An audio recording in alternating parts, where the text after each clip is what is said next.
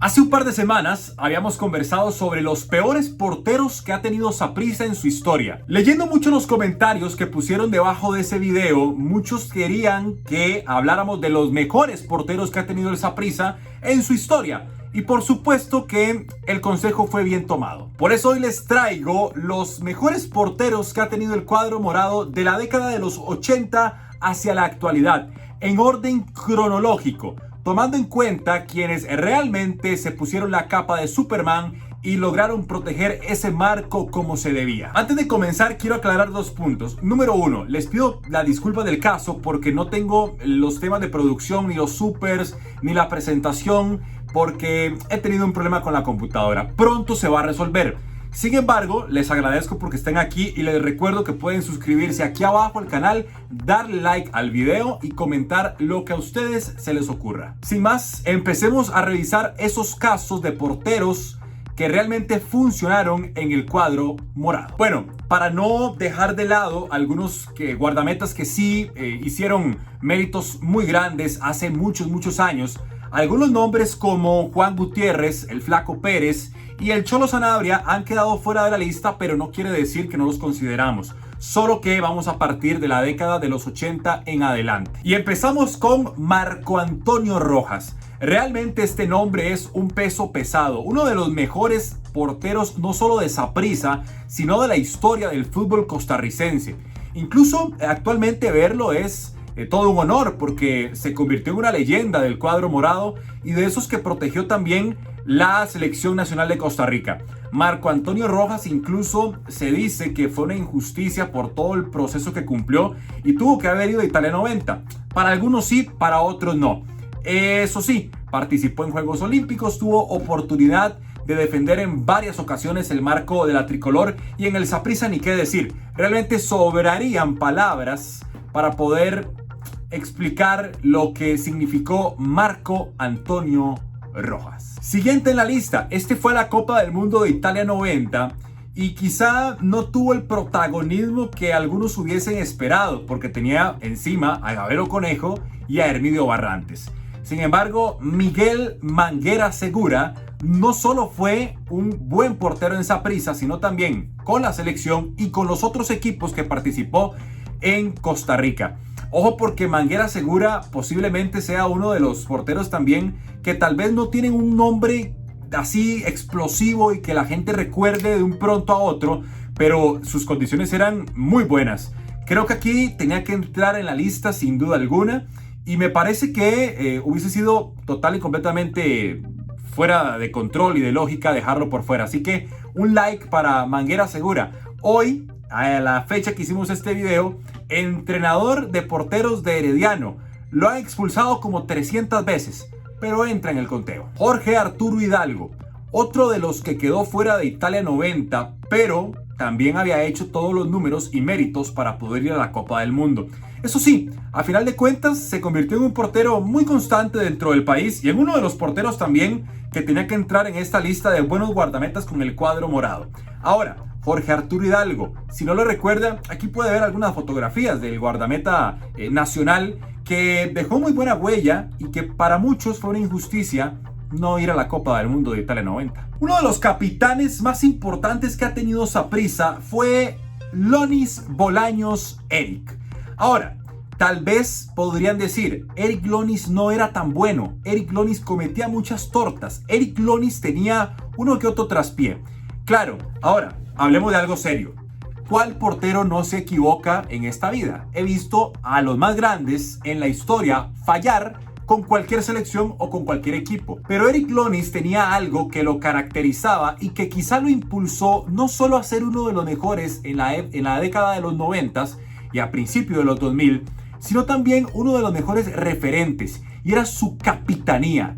Posiblemente este sea uno de los mejores capitanes que ha tenido Saprissa y la selección nacional. Incluso para el Mundial de Corea-Japón 2002, muchos pensaban que Álvaro Messén o Lester Morgan tenían mejores condiciones que Eric Lonis para tapar. Pero Lonis tenía eso, capitanía, testosterona.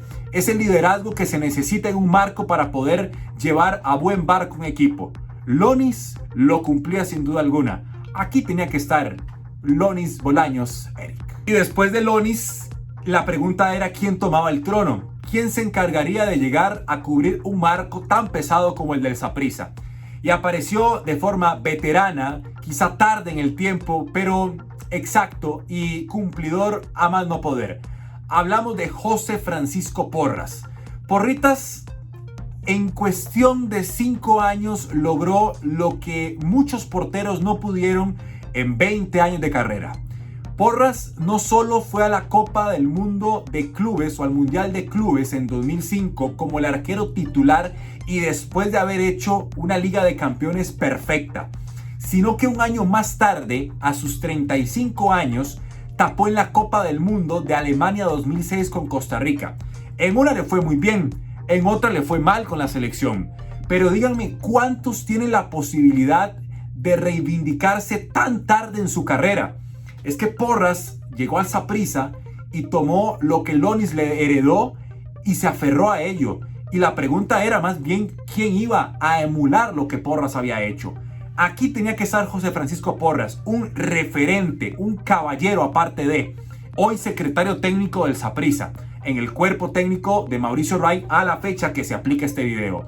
Pero dígame si no, Porras es una leyenda en el marco morado. Entonces la historia continuó y la pregunta era quién tomaría el campo de Porras. Aparece un muchacho de Pérez Celedón llamado Keylor Navas Gamboa. Posiblemente no tenga que hacer tan larga esta historia, pero si tuviese que decir algunas palabras de Keylor en el Saprissa, llegó muy joven, debutó y pronto con sus actuaciones no solo era el portero titular del cuadro morado, sino también de la selección nacional. Y luego en 2010, en octubre, se marchó al Albacete de España. De ahí en adelante, la historia no tiene que contarse en absoluto. Esteban Alvarado compartió con Keylor Navas en algún tiempo con el Saprissa y se suponía que iba a ser quien tomaría el campo bajo los 3 tubos morados. Sin embargo, Esteban Alvarado fue guante de oro en el Mundial Sub-20 de Egipto 2009 y eso le permitió irse al viejo continente con nada más y nada menos que el AZ Alkmaar de Holanda. Y allá fue a brillar y duró mucho tiempo en Europa, hasta que después regresó al país. Pero Esteban Alvarado, el poco tiempo que estuvo en el Saprissa, demostró que tenía muchas condiciones, estatura, condición, reflejos, tenía buen poderío bajo el tubo de Saprissa. Pero duró muy poco, duró muy poco. Tal vez algunos querían verlo de vuelta. Creo que no pasará, pero hizo una buena presentación con el cuadro morado. Y después de Esteban Alvarado y Keylor Navas comenzó una travesía enorme, total, quizá ahorita todavía se está viviendo un poco en el cuadro morado, de buscar un portero que realmente diese confianza y seguridad al campeón nacional. Pero costó mucho. Y llegó Víctor Bolívar, que había hecho una buena campaña en Barrio México. Ahora, en el video anterior, en los comentarios, muchos de ustedes dijeron que Víctor Bolívar también tenía que haber entrado en la lista de porteros malos del Saprissa. Yo no considero que Bolívar haya sido un mal portero. Que se fue por una circunstancia bastante absurda, sí. Y que se fue antes de tiempo, sí. Pero Bolívar cumplía. Y viendo videos, estadísticas y recordando en el cassette lo que hacía Bolívar con el cuadro morado, me parece que tenía un buen mérito para estar ahí. Ahora, insisto, se fue por algo absurdo. Una historia que después contaremos. Entonces, ante tanta búsqueda y tanto movimiento, en 2014, en un movimiento inesperado, llega al Saprissa el mexicano Luis Ernesto Mitchell. Un portero que no solo era guardameta de las Chivas Rayadas del Guadalajara, estelar, y también de la Selección Nacional de México, sino que tenía un cartel muy grande. Pero algo pasó en un semestre y se peleó con las Chivas y lo mandaron a préstamo a Costa Rica. Nadie sabe por qué ni cómo. Claro, había una relación anterior de Saprissa con Jorge Vergara, pero llegó Mitchell. Ahora, pese a que fue un muy buen portero y pese a que Mitchell demostró muy buenas condiciones, eran solo 6 meses su préstamo. Aparte, no pudo jugar la fase final que terminó atajando Dani Carvajal en ese 2014. Que por cierto, Saprissa terminó siendo campeón luego de 4 años de una racha larguísima. Pero Luis Mitchell entra, me parece que es un buen arquero, un buen guardameta. No sé, siento que de los pocos extranjeros que han llegado aquí como guardametas y cumplieron. Mitchell también tiene el like. Y termino con un nombre que va a generar polémica. Y la verdad, hasta cruzaré la pierna para hablar con ustedes de esto. ¿Será que Aaron Cruz entra en la lista de buenos porteros o de malos porteros? La pregunta queda en el aire. Usted decide cuál es su verdadera posición. Ahora, les voy a argumentar por qué Aaron Cruz debería entrar en la lista de buenos y por qué debería entrar en la lista de malos.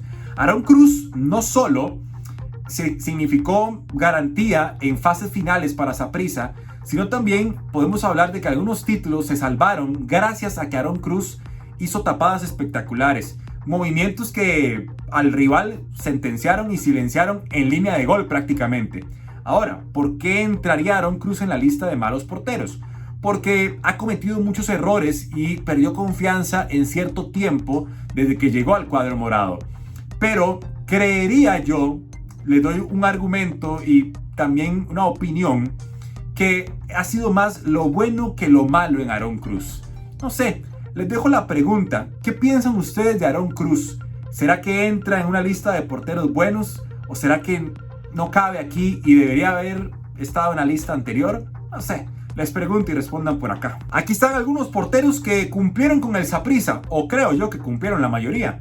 Ustedes dirán quién no y quién sí está en esta lista y quién debería irse definitivamente. Acá abajo puede dejar los comentarios, puede darle like al video, puede comentar, puede compartir, puede hacer lo que quiera. La intención es compartir, la intención es dejarle también uno que otro criterio para que saquemos un poco del ropero algunos nombres interesantes y algunos pasajes interesantes del fútbol nacional. Ahí les dejo, ustedes serán los que decidan quiénes están aquí por mérito propio y quienes están en la lista de bad por mérito propio.